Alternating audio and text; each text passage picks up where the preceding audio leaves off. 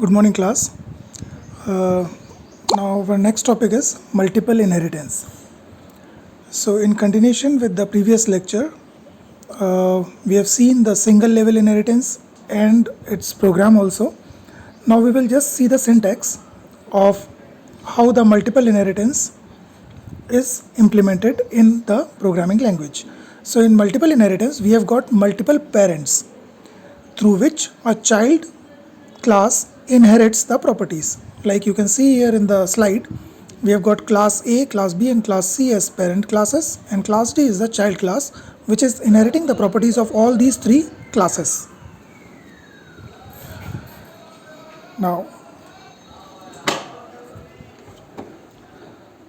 next let us see the syntax of this multiple inheritance.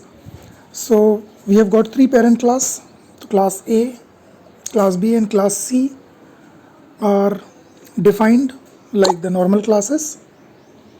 So bracket open, in the last bracket close, ended with the followed by the semicolon, and all the three classes will be mentioned like this in the programming.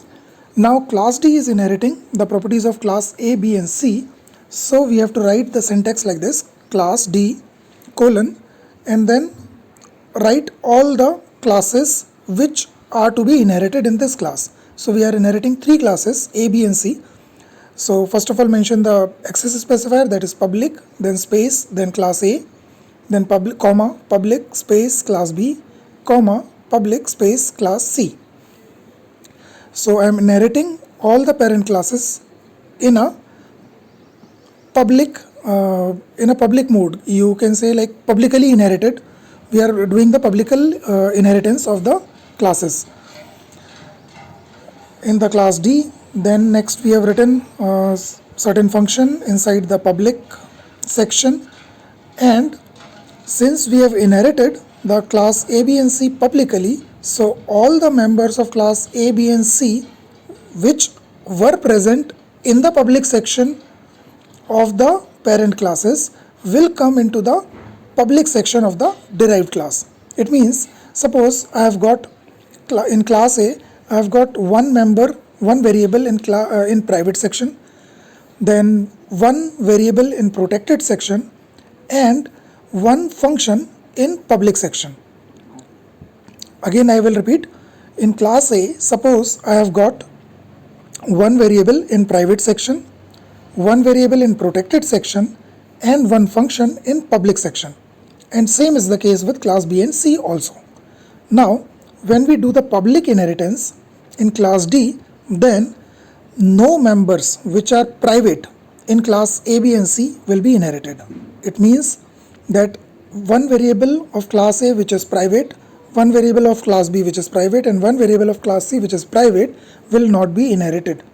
Private members are never inherited, no matter in which kind of access specifier you are using. Either you are inheriting publicly or privately or protectedly, doesn't matter.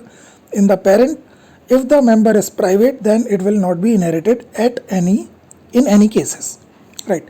Now, when we are inheriting publicly, then whatever members are present in the protected section of the parent class, that is class A has got one variable in protected, class B has got one variable in protected, and class C also have one variable in the protected. So all these members, all these variables which are in protected section of the parent class will be inherited in the protected section of the derived class. And I have also mentioned that there is one function in class A which is public, which is mentioned in public section. Same is the case with B and C also. So it means the three functions of class A, B and C which were defined in the public section of these classes respectively, these will be inherited in the public section of the derived class. It means now we can form the rule that whenever you do the public inheritance of the parent classes, then in the parent class, whatever is mentioned in the private section will not be inherited. Whatever is mentioned in the protected section will be inherited in the protected section of the derived class. Whatever is mentioned in the public section of the parent class will be inherited in the public section of the derived class. It means I can say like that in public inheritance, no change in the sections of the parent class, except private members are not accessed. That's it. It means in the parent class, if I have got protected section, then it will come into the protected section of the derived class. If it is in the public section of the parent class, then it will come into the public section of the derived class on inheritance, and private members of the parent classes will not be inherited at all. So this is the scenario now. Now let us look at the main. So we will just define one object of class D, that is a derived class, and then we can call the function. Whatever functions have been accessed or whatever functions have been inherited in the public section of class D can be accessed in the main function using the object name and dot operator.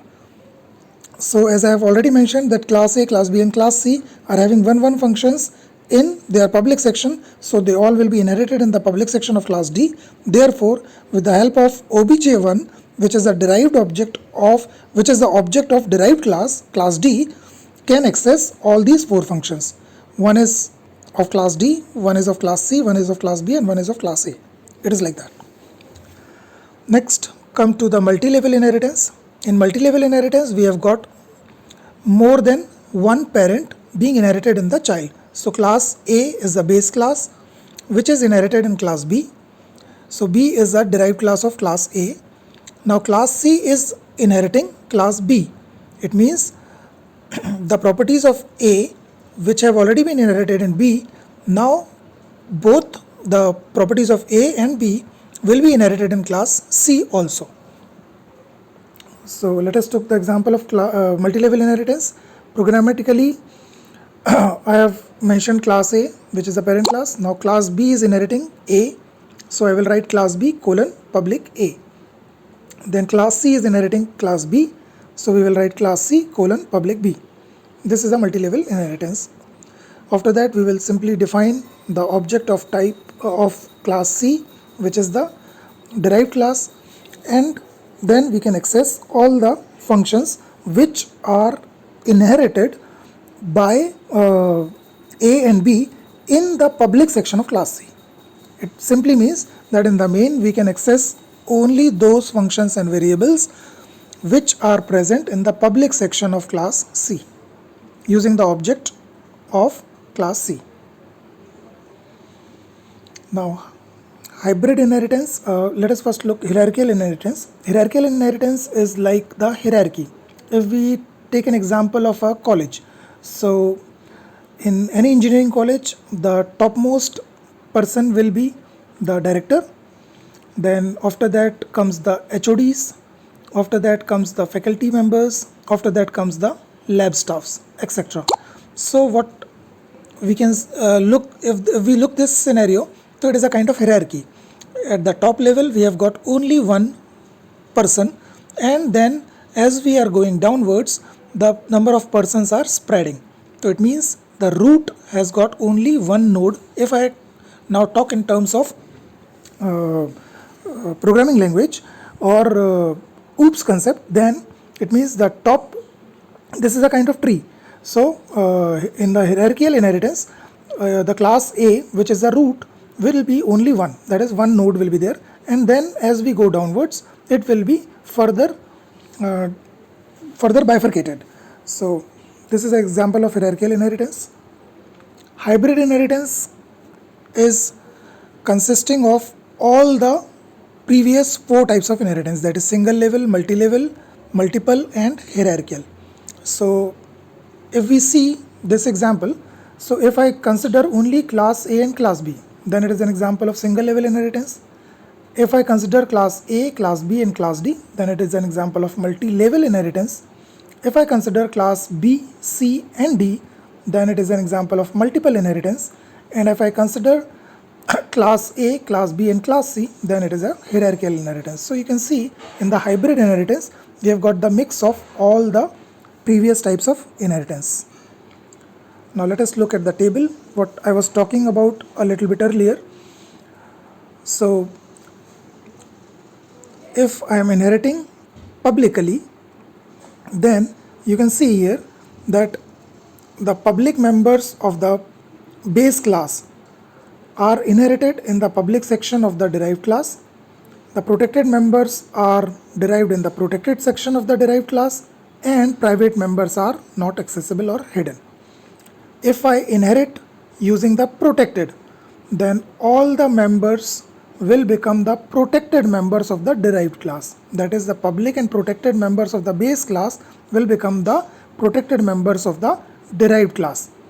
Private members are not inheritable. Again, if I inherit privately, then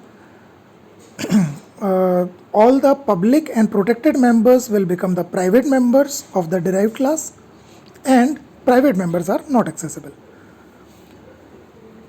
So, in a nutshell, if we say if I am inheriting publicly, then no change. That is, public members of the base class will become public members of the derived class. Protected members of the base class will become protected members of the derived class, and private members of the base class will not be inherited. If I am inheriting privately, then all the members of base class, yani protected members and public members, will become the private members of the derived class. Private members of the base class will not be inherited. If I am inheriting protectedly, then all the members of the base class, namely protected and public, will become protected members of the derived class, and private members of the base class will not be inherited. Thank you.